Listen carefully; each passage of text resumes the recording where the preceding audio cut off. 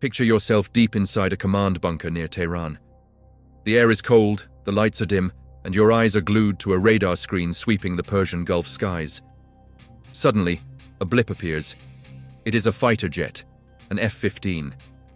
Your heart rate spikes, but the level of panic you feel depends entirely on a single detail painted on that aircraft, a S-tail. If it bears the star of the United States Air Force, you have protocols. You have time. You know there will be diplomatic warnings, congressional debates, and coalition building before a single bomb drops. But if that F-15 bears the blue Star of David of the Israeli Air Force, the fear is visceral. Because you know that by the time you see it on your screen, the decision to strike has already been made, and the weapons are likely already falling. There is a fascinating paradox in modern warfare. The United States operates the largest and most sophisticated fleet of F-15 Eagles on the planet. They are the backbone of American air dominance. Yet, intelligence reports and strategic assessments consistently suggest that the Islamic Republic of Iran fears the much smaller fleet of Israeli F-15s far more than the massive American armada. If you are fascinated by the hidden psychology of military strategy and want to understand the real mechanics of power in the Middle East, make sure to subscribe to the channel and hit the like button right now.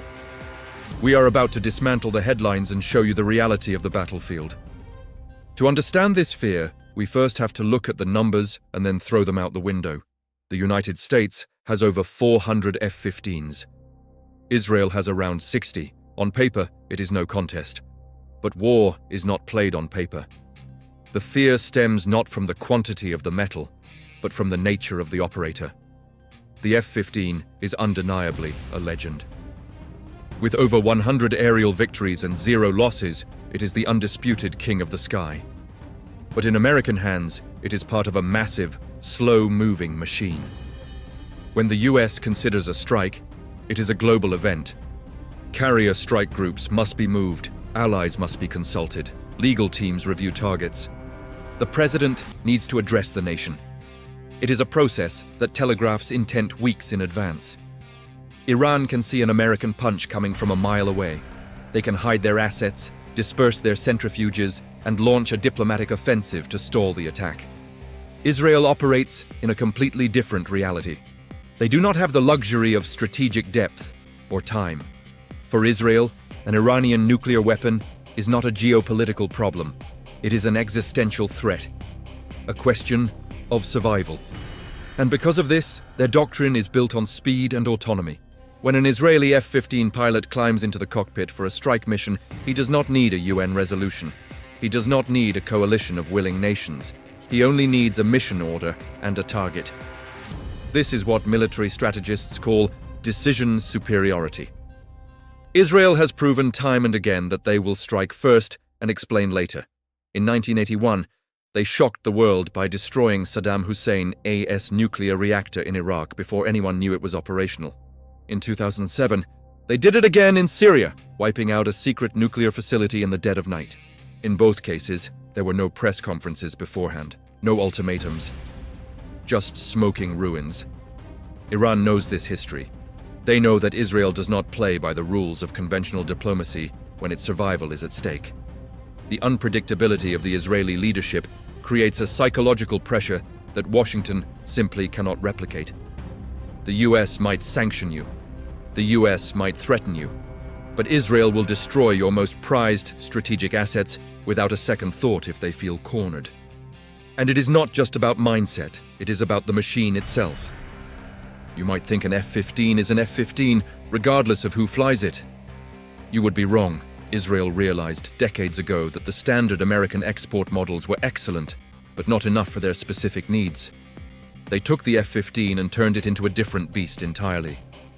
They modified it, hacked it, and evolved it into a long-range sniper, capable of reaching Tehran and coming back.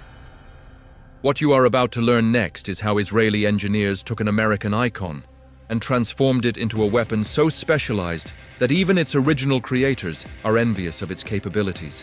To truly grasp why Iranian air defense operators lose sleep over these aircraft, we need to stop looking at the silhouette and start looking under the hood.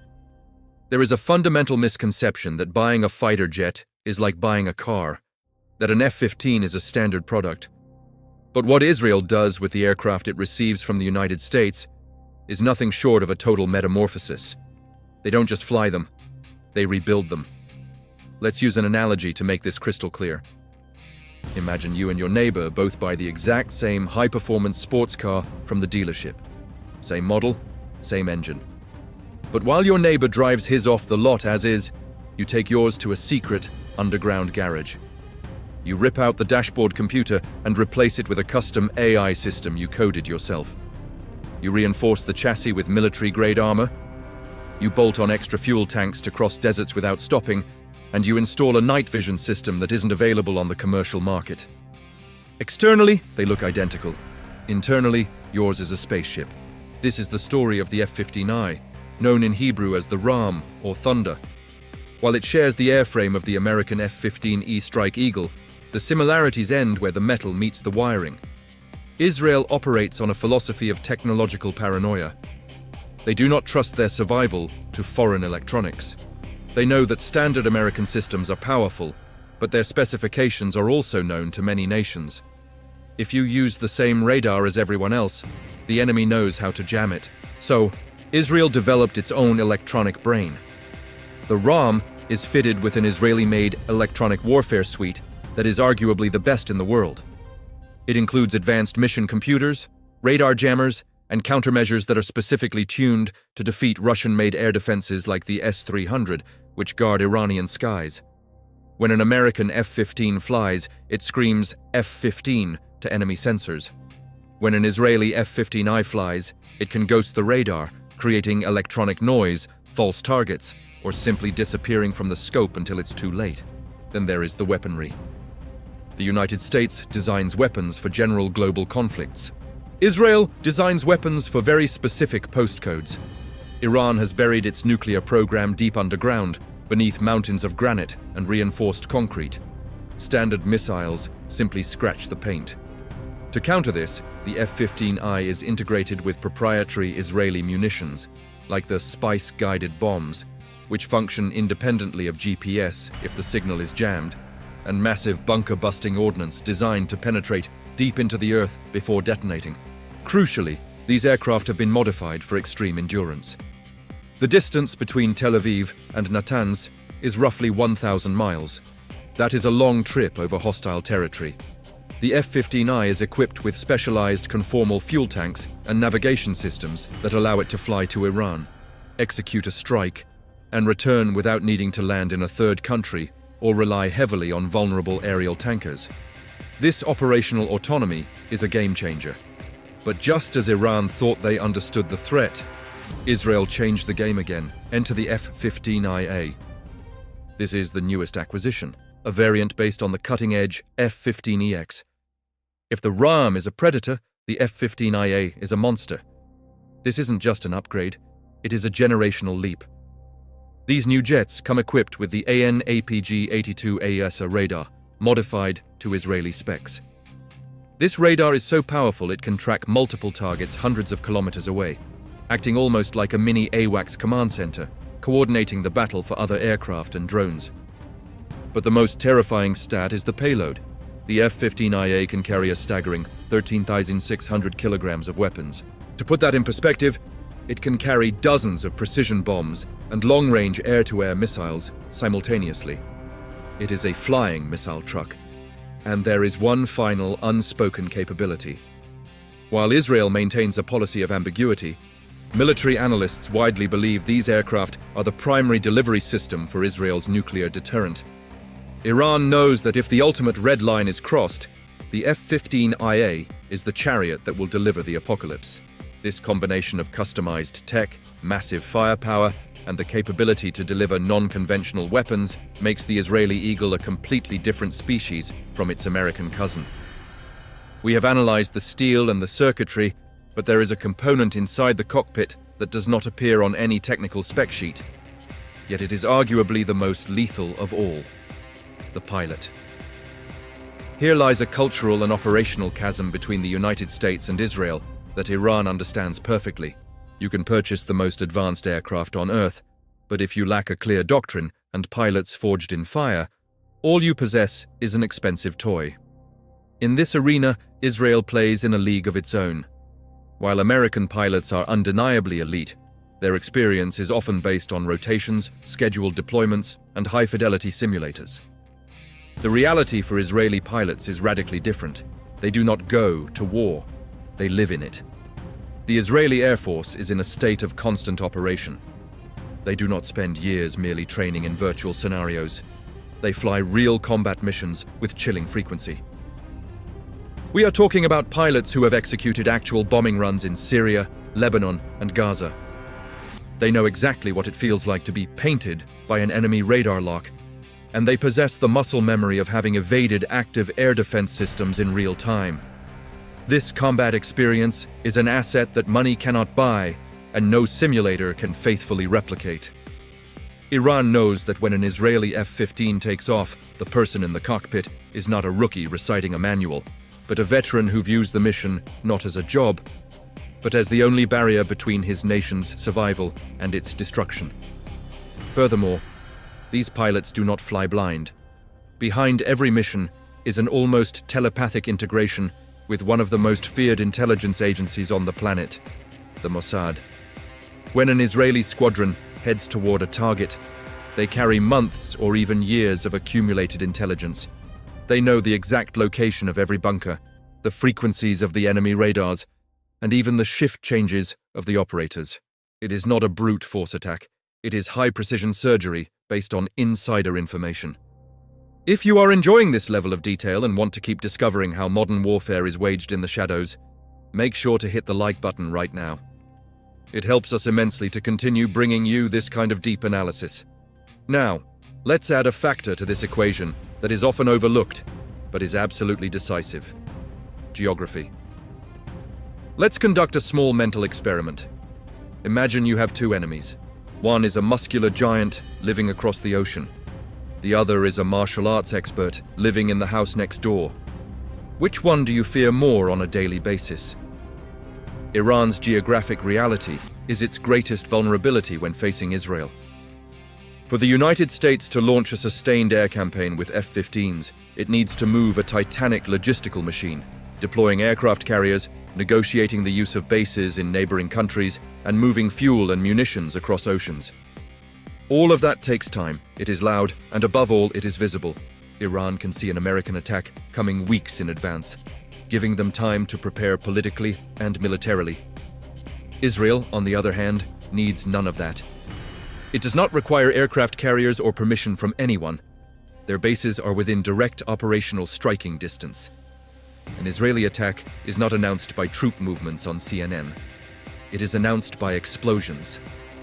Israel's ability to take off, strike, and return in a matter of hours, without prior warning, eliminates any room for maneuvering for Tehran. It is the difference between a distant threat and a knife at your throat. And if anyone thinks this is an exaggeration, they only need to look at recent facts. Israel has turned Syria into its personal firing range. More than 500 Israeli strikes against Iranian and allied targets in Syrian territory have been documented in recent years. 500 times.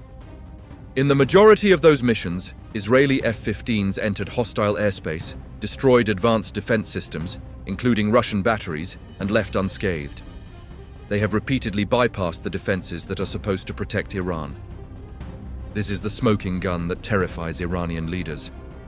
It is not theory, they have watched their systems fail against Israeli tactics in the neighboring country. They know that Israel does not react, it anticipates. It is the doctrine of preemptive strike. If they see an existential threat, they remove it before it matures. They did it in 1981 in Iraq, they did it in 2007 in Syria, and the psychological certainty that they will do it again in Iran if the red line is crossed is more powerful than any diplomatic treaty. But here arises the million-dollar question. Can Iran defend itself? They have spent fortunes on air defense systems like the S-300 and the Bava 373. On paper, they are formidable. In reality, facing an air force that has cracked their codes and trained specifically to destroy them is a very different story. And what comes next is the final piece of the puzzle, the doomsday scenario and the real reason why, despite all the noise, no one has pressed the red button yet. So, is Iran defenseless? Absolutely not. The regime in Tehran is not naive. They have studied their enemy's tactics and poured billions into creating a formidable air defense shield. They have deployed the famous Russian S-300 systems, capable of tracking targets over 200 kilometers away. They have developed their own domestic version, the Bavar 373, which on paper promises to shoot down anything that flies high. If a standard fighter jet tried to enter that airspace alone, it would be a suicide mission. But this is where theory crashes violently into Israeli operational reality. When Israel strikes, they do not send lone wolves to test their luck. They send a perfectly synchronized orchestra of destruction. The F-15Is do not fly alone. They are accompanied by electronic warfare squadrons that blind and confuse enemy radars, causing operators to see ghosts or blank screens. They use decoy drones to trick anti-aircraft batteries into wasting expensive missiles on flying scrap metal. And while the Iranian gunners are reloading, Israeli anti-radiation missiles are already raining down on their heads. Israel knows these defense systems intimately. They have trained against S-300s operated by other nations, dissected their frequencies, and found their blind spots. In Syria, they have destroyed advanced anti-aircraft batteries without losing a single aircraft, proving that technological and tactical superiority can dismantle brute force. And most importantly, even if Iran managed to shoot down an F-15, that would not stop the attack. For Israel, stopping the nuclear program is not a strategic option. It is a mandate of survival, and they are willing to pay any price in metal to achieve it. However, the true secret of the Israeli F-15s is not their ability to destroy, but their ability to deter. Israel prefers not to have to use these jets in a total war. The ultimate goal is for the sheer fear of what these aircraft can do to keep Iranian leaders awake at night and away from the atomic bomb. It is a game of psychological chess, where the most powerful piece is the certainty that the opponent is not bluffing. Iran can play cat and mouse with US diplomatic sanctions, but they know there is no room for negotiation with Israel. If they cross the red line, the response will be kinetic and immediate. Let's imagine for a moment the worst-case scenario, the one no one wants to see, but for which these planes were built. If Iran finally decides to cross the nuclear threshold, Israel will not launch a small surgical strike. They will unleash what is known as a massive, preemptive strike. It would be a coordinated swarm, stealthy F-35s kicking down the door of the defense network, followed by the heavy F-15s loaded with bunker-busting bombs to demolish facilities like Natanz and Fordo, buried deep under mountains. The consequences would be global. Iran would respond by launching thousands of ballistic missiles, activating its militias across the region, and possibly closing the Strait of Hormuz, strangling the world's oil supply. It is a nightmare scenario that would inevitably drag the United States into the conflict. That is why the mere presence of the Israeli F-15s, ready and armed, acts as the great stabilizer. It is the paradox of war. You must be prepared to unleash hell if you want to keep the peace. In conclusion, the reason Iran fears Israel's F-15s more than those of the United States does not come down to a single factor, but the lethal sum of all of them. It is the geography that allows for short-range surprise attacks. It is the technology obsessively modified to penetrate the densest defenses on the planet. It is the Mossad intelligence that guides every bomb with millimeter precision. But above all, it is the will. For the United States, air power is just another tool in a vast foreign policy arsenal, a card played with caution and bureaucracy. For Israel, those jets are the final wall between their existence and their extinction. Israeli pilots fly with the conviction that there is no plan B and no place to retreat. And there is nothing in the world more dangerous than a technologically superior enemy fighting with their back against the wall. That, and nothing else, is the true nature of the fear in Tehran. If this analysis helped you better understand the tense reality of the Middle East and the technology that defines the balance of power, do not forget to subscribe to the channel and leave a like. Investigations like this take time, and your support is what allows us to keep digging deep where others only scratch the surface. Share this video with someone who needs to know the truth behind the headlines. See you in the next briefing.